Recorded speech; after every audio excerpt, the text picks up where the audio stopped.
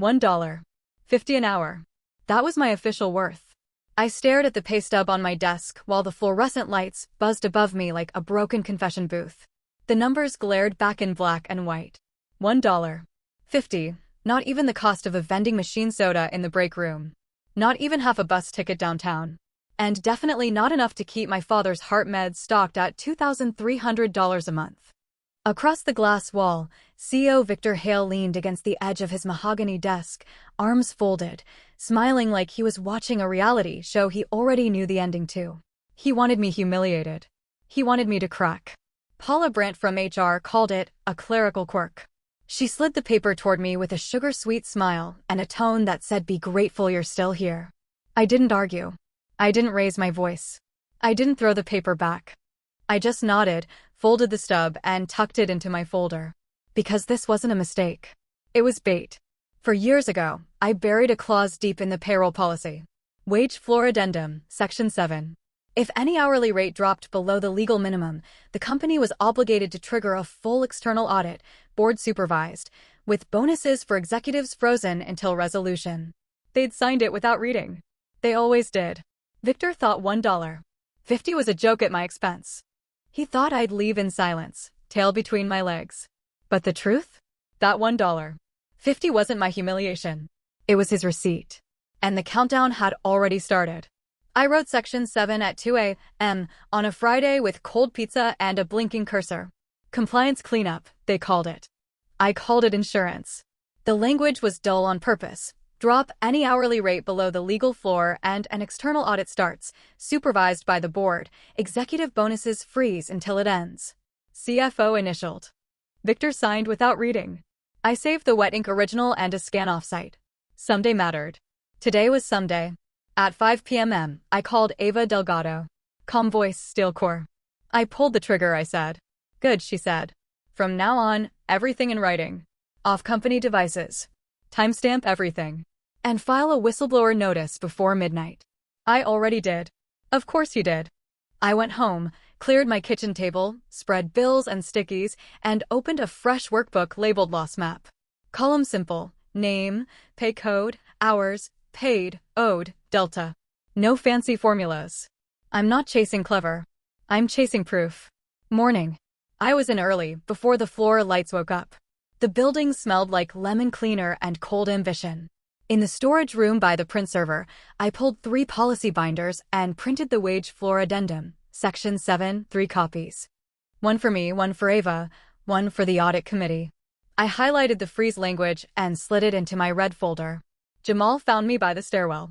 You serious about this? He asked. Dead serious, I said. Bring me last quarter stubs. Yours, Tina's, Mateo's. Copies only. He glanced toward the cameras. They're gonna notice. They already did, I said. We might as well give them something to notice.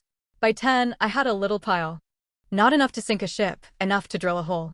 I cross-checked stubs against time entries and OT approvals. The logs matched my suspicion. Someone had been reclassifying hours under a pretty project name, shaving dollars off where they thought no one would fight. Small hits. Scaled across heads, it adds up. At 11:30, I sent a clean notice to the payroll vendor's compliance desk with the policy page attached and the $1.50 stub. Our service contract says that once a wage floor breach is documented, the vendor must initiate a non-compliance review and bill the client for it. Flat fee, $75,000. I copied procurement and audit. 10 minutes later, the vendor acknowledged. First blood. My email had just cost Victor $75,000. Paula appeared at my cube, smile stapled on. Maya, maybe we can chat in a more private space? We can chat right here, I said, not looking up.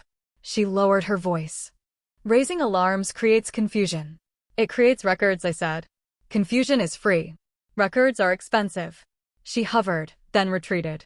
I kept counting. By noon, my loss map showed the first real bruise. In our department alone, underpaid OT, shaved differentials, and misclass maneuvers reached $312,000 over 12 months. I needed the full year to be sure. I grabbed lunch at my desk, protein bar and resentment, and pushed through another stack. Tina's weekends were a mess. Mateo's night shift differentials were chopped like parsley. Jamal's training hours, mysteriously unpaid. The pattern wasn't random. It was policy masquerading as glitch. At 2 p.m., Ava called back. Board secretary confirmed your filing landed, she said.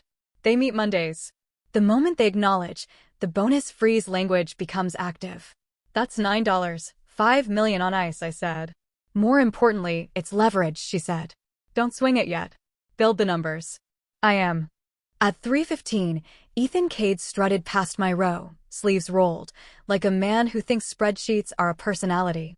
Heard you had an issue with payroll, he said, stopping at my cube without being invited. I had a rate below the floor, I said. It triggered a policy. Clerical hiccup, he said. No need to make it theatrical. I turned my screen just enough for him to see the totals. $387,000 and rising, I said. One department. He smiled like a dentist. You're reading it wrong. I wrote the rule. I can read the room. He left with that bobbing walk cheap con men get when they think they've charmed the table. I noted the time and kept pushing. By 4:20 p.m., the number I needed finally appeared. $480,000. Clean. Documented. Reconciled. One department. 12 months. No rounding games. I exported the summary, attached stub images, added a short cover note. Preliminary department exposure, $480,000. Pattern consistent with reclass/pay code edits. Request expansion company-wide per Section 7. CC, Audit Committee, Vendor Compliance, Ava. Then I did one more thing. I opened the internal strategy drive, the folder people think is hidden but isn't, and searched for anything with efficiency and labor. A deck surfaced, Project Evergreen. Slides full of sunshine words and dead eyes, streamline classifications, reduce OT variance, optimize shift tiers. Buried in the notes, a bullet that might as well have said, cut pay quietly. I saved a copy offsite and closed the window. My hands were steady now. By 5, the elevator dinged and people peeled off to bars and gyms and lives. I stayed until the inbox chimed with the only subject line I wanted, audit scope, expansion under review. If the board widened the lens, everything came into focus. I shut down, slipped the red folder into my bag, and headed for the parking structure. My phone buzzed with a text from Ava. Good work. Monday they move. Rest while you can. I looked back at the building, glass catching the evening. Somewhere inside, Victor was calculating. So was I. On my ledger, today read simple. Vendor review fee, $75,000 caused. Department exposure, $480,000 documented. Bonus pool, $9. 5M about to freeze. Day 2 would hurt more. Monday morning, the air in the building felt different, tight, like the lobby plants had stopped breathing. Everyone had heard something, but no one wanted to say it out loud. The word audit floats fast in a corporate hallway. It sticks to people. At 8:45 a.m., an email landed from the board secretary. Acknowledged Section 7 audit initiation confirmed. 2 sentences, no flourish. That was enough. Effective immediately, all executive bonuses froze. That's $9. 5 million of Victor's leverage turned into ice. I printed the email, highlighted the confirmation, and slid it into the red folder. My personal war chest. Jamal intercepted me near the break room, coffee trembling in his hand. You started a fire, he whispered. Good, I said. Fires clear out the rot. He looked over his shoulder. They're saying Evergreen was bigger than we thought. Project Evergreen. Ethan Cade's brainchild. I'd seen the slides, sunny graphics, leafy logos, promises of efficiency. But buried in the fine print, it was a scalpel, cutting hours, trimming differentials, squeezing the invisible margins where nobody notices until they check their pay stub. At 10 a.m., Paula summoned me to HR. Her office smelled like vanilla spray and panic. She sat too straight, as if posture could hold her collapsing ground. Maya, we're all on the same team here, she started. Which team? I asked. Her smile faltered. These escalations, they can be damaging. To morale. To reputations. I placed a copy of the Evergreen deck on her desk. This isn't escalation. This is evidence. You signed the cover sheet. She blinked. The silence tasted sweet. By noon, Ava called. Auditors want scope, she said. How wide do you want this to go? As wide as payroll touches, I said. That's everything, she replied. Exactly. I spent the afternoon mapping stubs across departments. IT, logistics, customer care. Each one carried the same fingerprints, Shifts recoded, OT erased, wages shaved to the bone. By 3 p.m., my workbook showed $1. 2 million in underpayments across 3 divisions. Documented. Clean. At 4:15, I sent the file to audit. Subject line: Evergreen pattern confirmed, estimated exposure $1. 2M across 3 divisions. 5 minutes later, my badge access blinked red at the stairwell. Security's subtle way of saying I'd been noticed. I tried another door, green. Not locked out. Just tagged. They were watching. Good. I left through the lobby, passing Ethan. He wore his tailored grin, the one that belonged on magazine covers about visionary leaders. He leaned close enough for me to smell the cologne of money. "You're overplaying your hand, Reed," he said softly. "You think this is my hand?" I asked. "This is just the ante." He smirked, but his eyes gave him away. He was calculating. Outside, I sat in my car, engine off, phone glowing in my lap. New email from the auditors. Preliminary expansion authorized. Company-wide review commencing. That wasn't just smoke. That was the match hitting the gasoline. On my ledger, the day closed like this. Bonus pool, $9. 5M frozen. Documented losses, $1. 2M across 3 divisions. Project Evergreen identified as root cause. And one note scribbled at the bottom: Evergreen burns next. The auditors didn't creep in. They marched. 3 of them, dark suits, rolling cases, ID badges that weren't company-issued. They arrived Tuesday at 9 a.m. sharp and set up in the executive boardroom. The same boardroom where Victor liked to stage manage his victories now belonged to strangers with clipboards. By 9:30, an all-hands email went out: Cooperate fully with external review. Provide requested records without delay. The message came from the board, not from Victor. That was the tell. The chain of command had shifted. I watched from my cubicle as Paula paced the hall, clutching a folder like it might stop bullets. Ethan tried to charm one of the auditors in the hallway, hands cutting the air like he was still pitching Evergreen. She didn't even look up from her notes. At 10:15, my inbox pinged: Request, payroll records, department operations, December. I'd already prepared the file.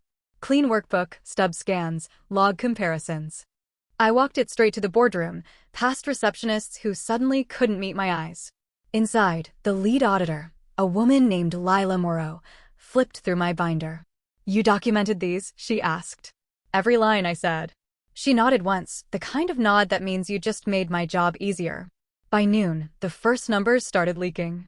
Not officially, but whispers travel fast. Customer care underpaid by $420,000. Logistics shorted $390,000. IT missing $350,000. Add my department's $480,000, and the tally hit $1. $64 million before lunch. Victor called a voluntary leadership meeting at 1 p.m.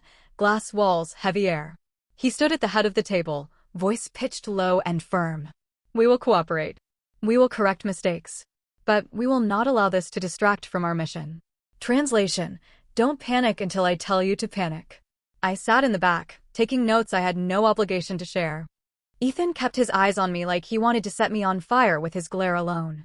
Paula kept scribbling nothing in her pad. At 3 p.m., Lila sent her first official memo to the audit committee. Preliminary review indicates systemic misclassification consistent with Project Evergreen. Estimated exposure, for $8 million company-wide for FY. The number wasn't final. It was enough. By 4 o'clock, procurement notified Victor that the audit vendor's contract fee, non-refundable, was now $250,000, billed directly. His office door slammed loud enough for half the floor to hear. I went home that night and spread the printouts across my kitchen table. The numbers lined up like soldiers. Subtotal, $1. 64M documented for $8M projected. The fuse was burning fast now. I called Ava. "They've got Evergreen by the throat," I said. "Good," she replied. "Now don't let them wriggle free. Keep feeding the audit, nothing else. Don't get tempted to play outside channels yet." I looked at my dad's bill taped to the fridge. $2,300 due Friday. He needed the meds. I needed this fire to spread. That night, I wrote my ledger line. Audit vendor fee, $250,000. Projected losses, $8M.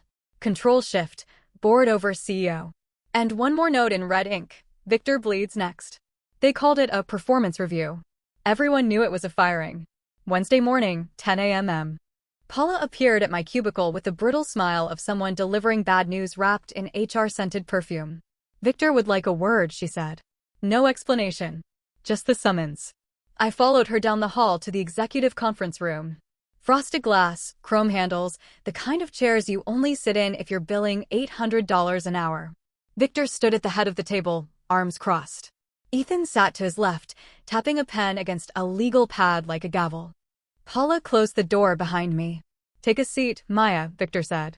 His voice had that false calm, the kind you hear right before a storm breaks. I sat, opened my red folder, placed my pen neatly across the top. He noticed. Your performance has been under review for some time, he began. Your recent actions have been disruptive.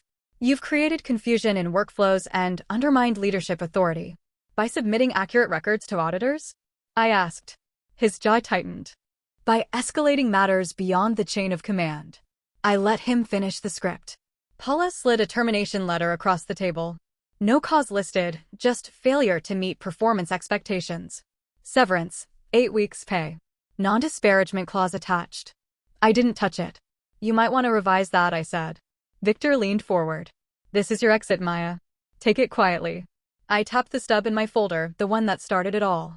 Section 7 requires an external audit when wages fall below the legal floor. The audit is live. The board controls it. Until it concludes, executive bonuses are frozen.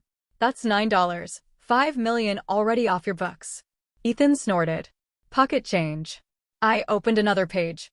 Preliminary findings. For $8 million in underpayments across 4 divisions. Add penalties, interest, statutory damages? You're looking at north of $15 million.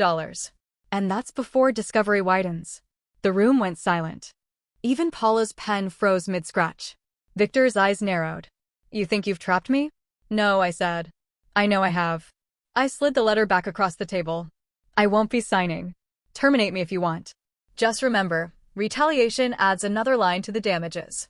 Victor's smile finally cracked. You're playing with fire. I brought matches, I said. I stood, collected my folder, walked to the door. Before leaving, I looked back once. Ethan's pen had stopped tapping. Paula looked pale. Victor's knuckles were white against the table edge. In the elevator, my badge still worked. I took that as proof. They wanted me gone, but they weren't ready to risk the optics of dragging me out. Not yet. Back at my desk, Jamal mouthed the question. Well? Not fired, I said. Not yet. That afternoon, Lila from the audit team emailed me directly. Your cooperation has been noted. Please continue to supply any supporting documents you may have retained. I smiled. They'd just invited me to feed the fire with both hands. Ledger for the day. Attempted severance, rejected. Company morale, cracking. And a final note. Victor thinks I'm cornered. He hasn't seen the walls move yet. Thursday morning, the boardroom doors stayed shut. Not because Victor commanded it, but because the auditors did. Lila and her team had converted the space into their headquarters, stacks of files, laptops humming, a printer churning like a war drum. At 9:15, an all-company memo hit inboxes. Effective immediately, provide auditors with full access to payroll systems, timekeeping databases, and contractor records. Non-compliance will be considered obstruction and reported to the board. The sender line wasn't Victor. It was Audit Committee Chair, stamped with legal authority. Control had officially shifted. By 10 o'clock, the auditors requested every pay record tied to Project Evergreen. That meant 3 years of files, hundreds of thousands of lines. IT scrambled, logistics panicked, HR tried to hide behind privacy concerns. None of it worked. The clause gave auditors unrestricted access. At 11:30, I walked past the glass wall and caught sight of Ethan inside, arms flailing, voice raised. Lila sat calm, pen poised, while another auditor slid a printed chart across the table. Numbers glared in red ink. Ethan looked like he'd swallowed acid. By lunch, whispers spread. Preliminary tallies, $6. $2 million in underpayments confirmed. Extrapolated damages with penalties, $18 million. Paula disappeared into her office, blinds drawn. Victor stopped appearing on the floor entirely. At 1 o'clock, my badge pinged with a system request. The auditors wanted my private reconciliations. I walked them in myself, red folder under my arm. Lila flipped through my binders, eyes sharp. You kept detailed notes, she said. I like details, I replied. She glanced up. Details win cases. By 2:30, the vendor sent another invoice. Additional review fees, $125,000. Procurement groaned, but the contract was ironclad. Every hour the auditors stayed, the company bled. At 3:45, Victor finally surfaced. He stormed into the boardroom, voice echoing down the hall. This scope is excessive. You're crippling operations. I paused by the glass, just long enough to watch Lila respond. The scope is defined by Section 7, Mr. Hale. Which you signed. The silence after that was loud enough to make people stop typing. By 5 o'clock, the first official memo went out, preliminary losses identified across 5 divisions. Estimated exposure $14. $8 million in wages, with penalties potentially tripling under statute. The numbers hit like artillery. Employees huddled in corners, whispering. Some cried quietly at their desks, finally realizing how much they'd been cheated. Others smiled for the first time in months. I walked to the elevator, phone buzzing.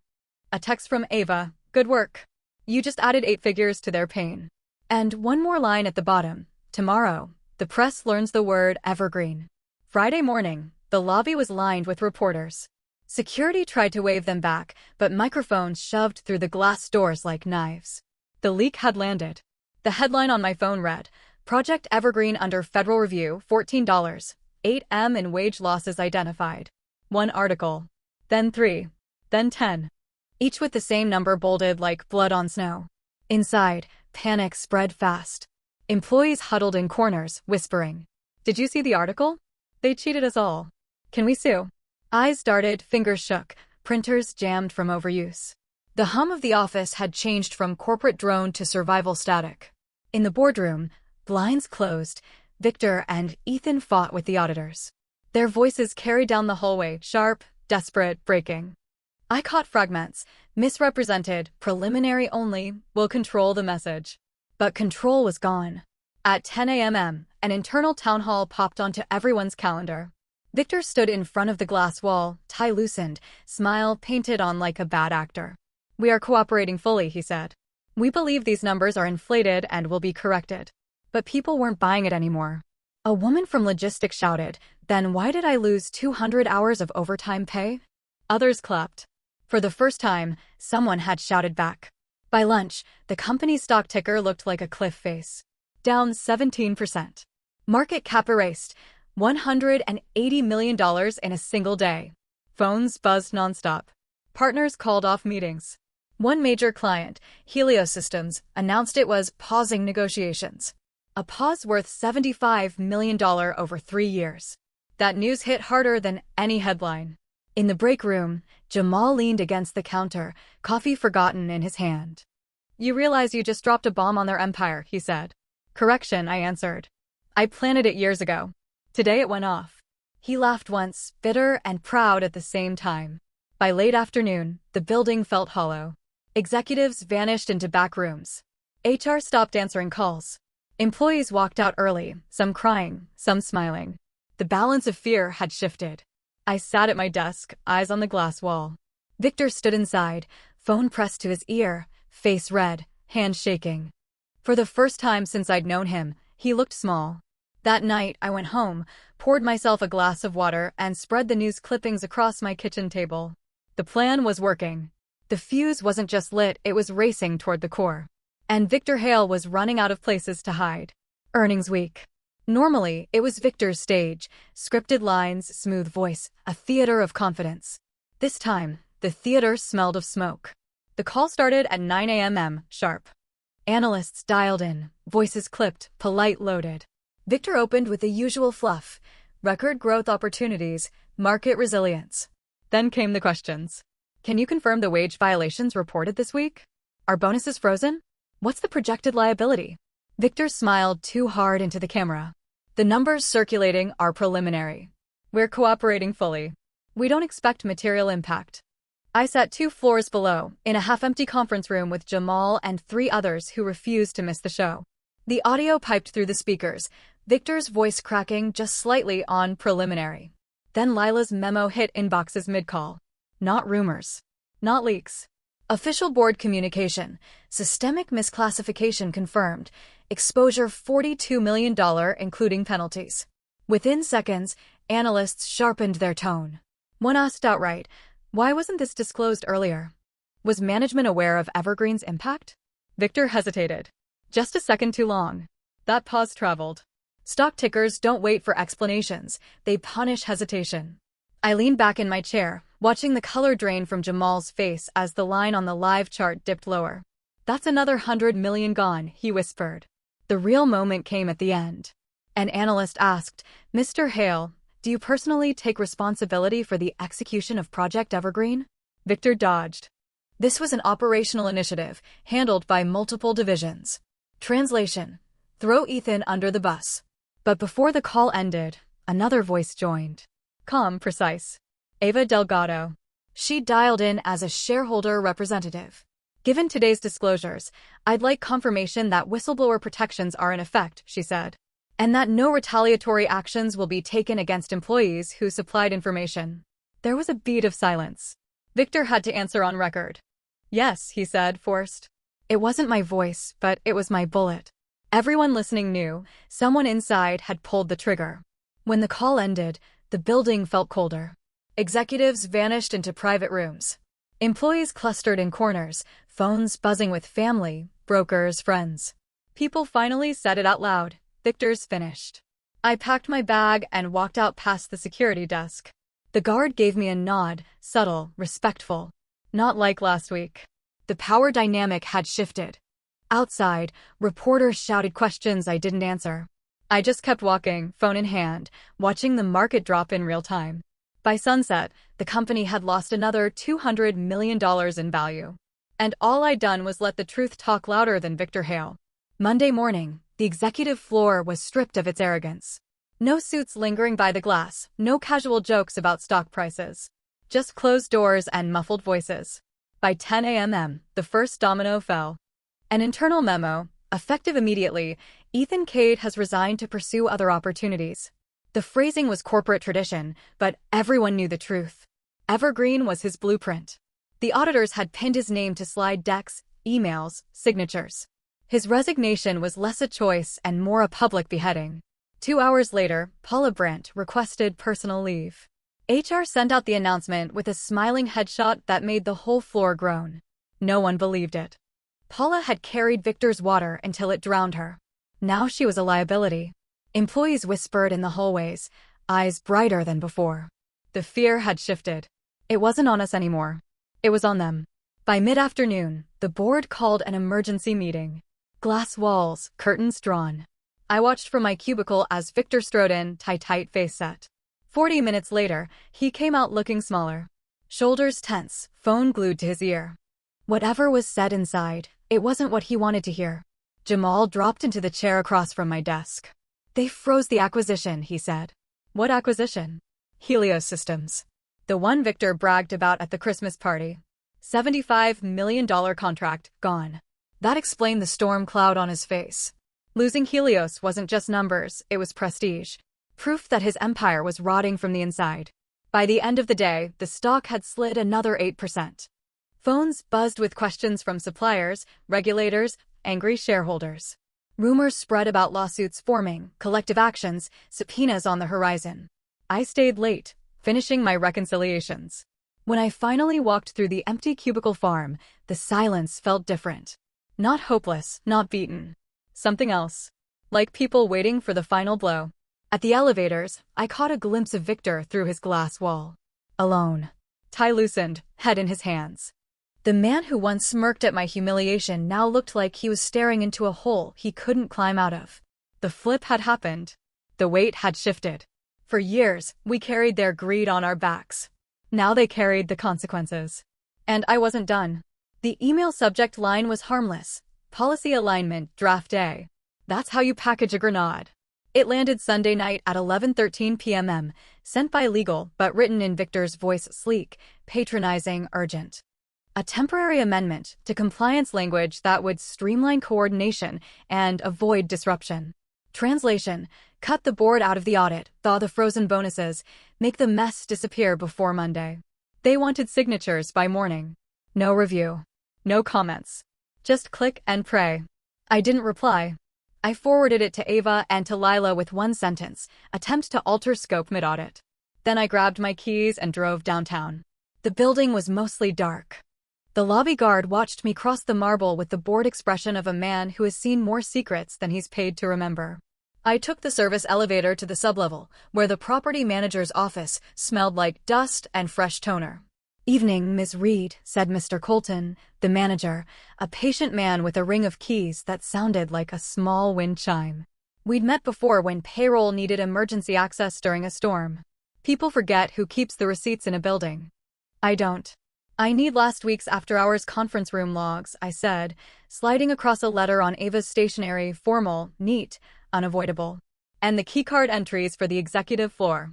He read the letter, nodded, and printed what I asked for. "You didn't get them from me," he said. "Of course," I said, pocketing the pages. The logs showed exactly what I expected. Victor and Paula badged in at 11:52 p.m. Two outside visitors signed in at midnight, both from the same white shoe firm that does reputation management when money trips over ethics. I photographed everything, thanked Colton, and left by the side door before anyone's camera could turn that into a meeting. Back home, I spread the printouts beside my laptop. Calendar metadata from Victor's assistant, forwarded by someone who'd had enough, confirmed a late-night strategy session. The subject line said containment. Cute. At 12:41 a.m. Another email hit, this time from Paula. A clarification memo to managers. Discourage staff from sharing incomplete data with auditors. Route all requests through HR for context. In the margin of the PDF, the author's initials glowed like a signature. They were going to choke the audit with process. I woke up early and beat the sun to the office. Lila was already in the boardroom, hair pulled back, sleeves rolled. I dropped the keycard logs and Paula's memo on the table. "They're trying to wall you off," I said. Lila scanned the pages, a thin smile cutting through her usual calm.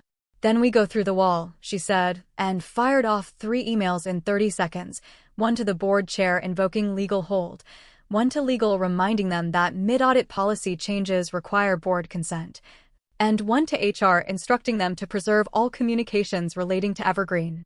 The word preserve does more damage in a corporate inbox than any insult. Victor arrived late, jaw set.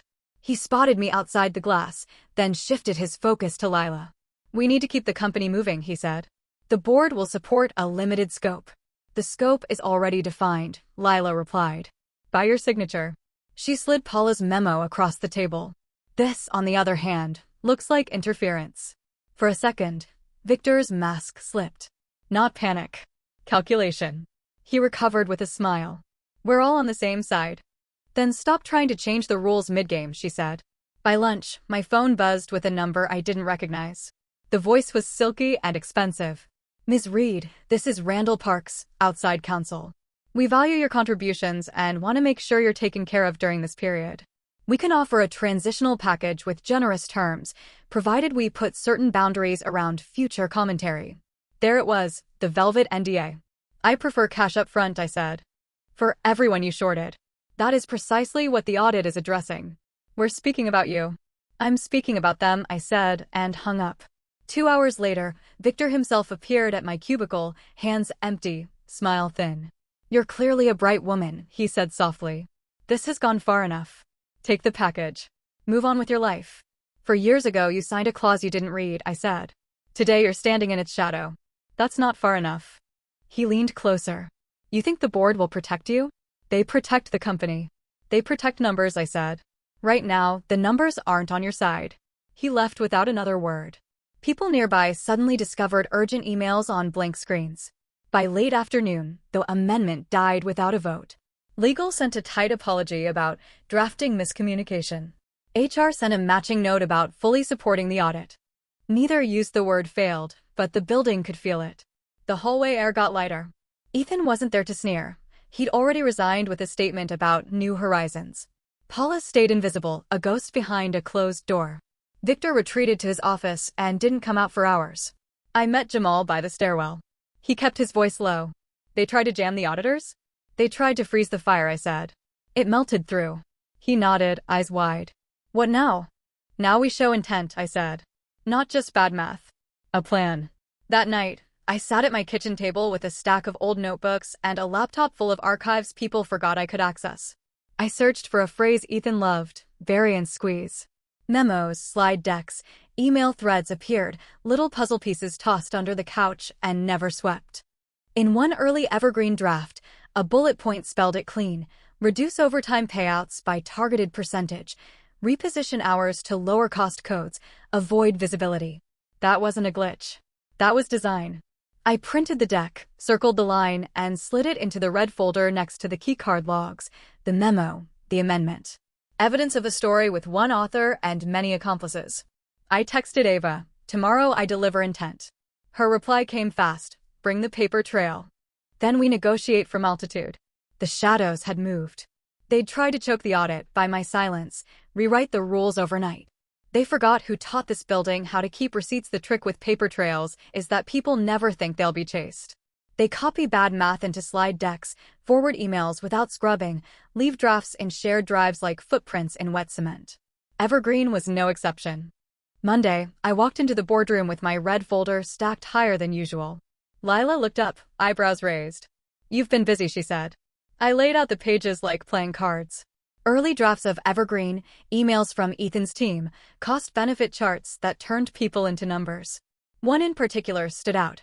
A spreadsheet titled Variance Strategy, Confidential. Column D listed targeted reductions. Column E listed expected resistance.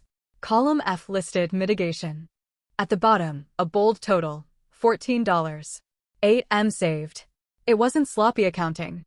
It wasn't a glitch. It was theft on purpose. "This shows design," I said. "Not accident." They engineered wage suppression. Lila scanned the pages, her face giving away nothing but her pen moving fast. "Do we have authorship?" I slid forward one more sheet, an email chain with Ethan's signature block at the bottom. The subject line read Variance Squeeze Approval. And right below his name, CC'd, Victor Hale. That was the bullet. By noon, the auditors had it logged, sealed, and attached to their interim report. When that report hit the board's inbox, the building shook. Not literally, but doors slammed, voices rose, phones buzzed nonstop. At 2 p.m., I walked past Victor's office. His blinds were half closed, but I caught sight of him pacing, tie loose, phone pressed to his ear. His hand cut the air like he was trying to strangle the invisible. At 3:30, a journalist called me. Not from nowhere, someone inside must have slipped my number. "We have documents linking Hale directly to Evergreen Strategy," he said. "Off the record, can you confirm?" I didn't answer directly. "Check the metadata on the drafts," I said, and hung up. 2 hours later, headlines screamed, leaked emails tie CEO to wage suppression plan. By 5 o'clock, the stock cratered another 10%. Investors weren't asking questions anymore. They were demanding scalps. That night, my kitchen table looked like a crime board. Arrows drawn, numbers circled, dates aligned. The story was complete, not mismanagement, not negligence. Intent. And intent meant liability. Big liability.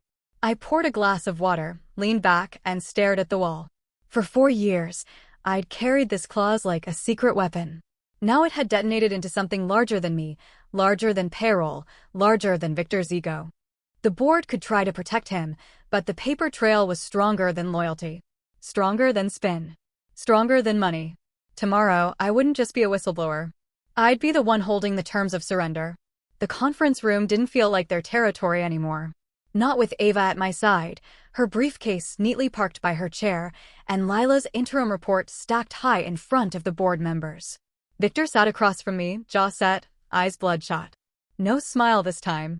The board chair opened. "We need resolution. Quiet, swift, and binding. Translation: end the bleeding before regulators, shareholders, and the press turn this into a bonfire." Ava leaned forward, calm and surgical. "My client is prepared to settle, but only under strict conditions." Victor scoffed. "You mean demands?" I finally spoke. "Conditions. Or we let Evergreen run its full course." I tapped the report. "With intent documented. That's not just wage theft, that's fraud." "You want the SEC reading that?" The room stilled. Even Victor didn't move. "First," I said, ticking items off like grocery list. "Full restitution for every employee shorted. Back wages, overtime, differentials. with penalties. That's already underway, the chair said quickly. Second, a public remediation plan filed with regulators. No hiding this under a rug. Victor's teeth clenched. You're destroying the company's reputation. I met his glare. You destroyed it 4 years ago when you signed Evergreen. I'm rebuilding it without you. Third, Ava continued, smooth as glass. My client receives a personal settlement commensurate with retaliation and damages. 7 figures. Confidential terms. Victor's hand slammed the table. Outrageous. I leaned in. Outrageous is paying me $1.50 an hour while you collected a $2 per million bonus. Outrageous is leaving my father with hospital bills while you reclassified labor into ghost codes. You want outrageous? Look in the mirror. Silence. Heavy. No one rushed to defend him. The board chair cleared his throat. And the final condition? I slid the red folder forward. Inside was a single sheet, the wage floor addendum. Highlighted in yellow was the clause they all knew by now. This stays, I said. Not just in this company. In every future payroll contract you sign. Section 7 becomes standard. You make it policy industry-wide. Victor barked a laugh, brittle and cracked. You can't dictate policy to a corporation of this size. I already did, I said. And it cost you $300 million in a quarter. The chair's gaze flicked to Victor, then back to me. Finally, he nodded once. Agreed. Victor's face drained of color. His voice was hoarse when he spoke. You'll never work in this industry again. I stood, sliding the folder back into my bag. Correction, I said. You'll never control it again. The deal was inked by dusk. Restitution approved. Settlement wired. Conditions locked. Victor left the building with his tie undone, his empire in pieces, his legacy in ashes. And me? I walked out with more than money. I walked out with leverage. The kind they'd never see coming again. The first checks went out on a Tuesday. Direct deposits hit overnight, and by morning the break room was buzzing like it hadn't in years. People stared at their phones, blinking at balances that suddenly doubled, tripled. Some cried quietly over styrofoam cups of coffee. Others laughed too loud, relief spilling out like champagne. Jamal found me by the vending machines, grinning. They paid me back every dime of overtime, plus penalties. 13 grand. His voice cracked. I can finally pay off my mom's mortgage. It spread floor to floor. Tina got 8,000, Mateo 10. Even employees who'd already left the company received restitution. In total, tens of millions flowed back to the people who had earned it. For once, the money went the right direction. Meanwhile, the news didn't stop. Headlines shouted $42 million restitution issued in Evergreen scandal. Reporters swarmed the sidewalk outside, interviewing employees who wanted to talk. Some declined, some unloaded years of frustration into microphones. Every story chipped more paint off Victor's legacy. At home, I taped my father's new pharmacy receipt to the fridge, balance paid in full. The hospital bills too. No more juggling, no more panic calls from the pharmacy about delays. He sat in his chair, watching his old crime dramas, finally able to breathe without debt pressing on his chest. But for me, money was only half the victory. The other half was proof. 1 week after the settlement, Ava handed me a thick binder. Inside were copies of every signed restitution check, every wire confirmation, every audit finding. A record. My record. You asked for receipts, she said. Now you have them. I flipped through page after page of signatures and stamps. Each one a nail in Victor's coffin. Each one proof that silence hadn't won. But the strangest thing was what came next. Recruiters started calling. Compliance roles. Audit directors. Even offers to consult for 6 figures. I turned most down. Not because I couldn't do them, because I wasn't done yet. The industry thought this was a one-off scandal. A company that got sloppy, a CEO who flew too close to the sun. They didn't understand. Evergreen wasn't an accident. It was a pattern. And patterns don't stop at one company. At night, I sat at my kitchen table, binder open, sticky notes spreading again like the start of a new plan. This wasn't the end. It was the blueprint. For the first time in years, I felt lighter. Not safe, never safe, but steady. Victor Hale had lost his empire. I had something better. The map of every place like his, still running the same game, still thinking no one notices. And this time, they'd see me coming. So tell me, if they valued me at only $1.50 an hour, how much do you think their downfall was really worth? Every story lives as long as it is remembered. A like is your mark on the story, and a subscription is your ticket to the next one.